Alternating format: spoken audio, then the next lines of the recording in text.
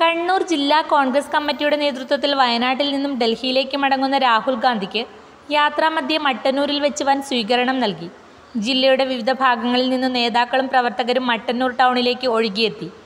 ജില്ലാ അതിർത്തിയായ നെടുമ്പോയിൽ മുതൽ വിവിധ പ്രദേശങ്ങളിലെ പാതയോരങ്ങളിൽ നൂറുകണക്കിന് പ്രവർത്തകർ അഭിവാദ്യം അർപ്പിക്കാൻ തടിച്ചുകൂടിയിരുന്നു.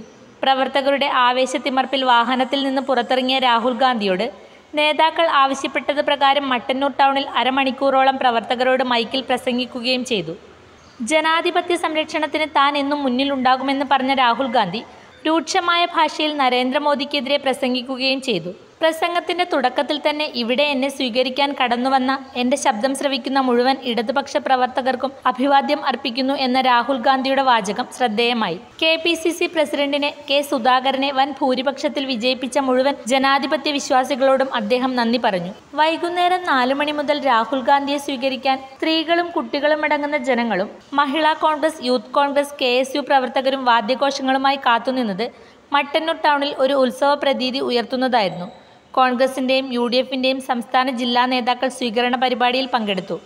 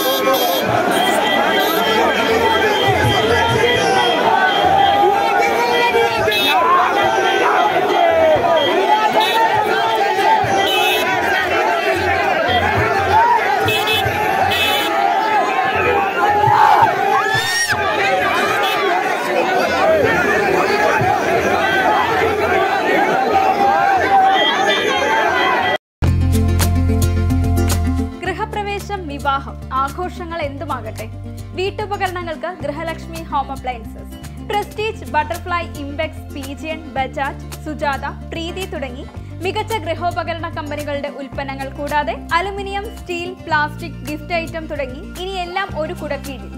കുറഞ്ഞ വിലയിൽ ഗുണമേന്മയുള്ള ഹോം അപ്ലയൻസസ് ഇനി നിങ്ങൾക്ക് സ്വന്തമാക്കാം. ചുരുങ്ങിയ കാലം കൊണ്ട് മലയോര മനസ്സുകളിൽ ഇടം പിടിച്ച സ്ഥാപനം ഗൃഹലക്ഷ്മി ഹോം അപ്ലയൻസസ്, വില്ലേജ് ഓഫീസിന് സമീപം, ബസ് സ്റ്റാൻഡ്, ചെറുപുഴ.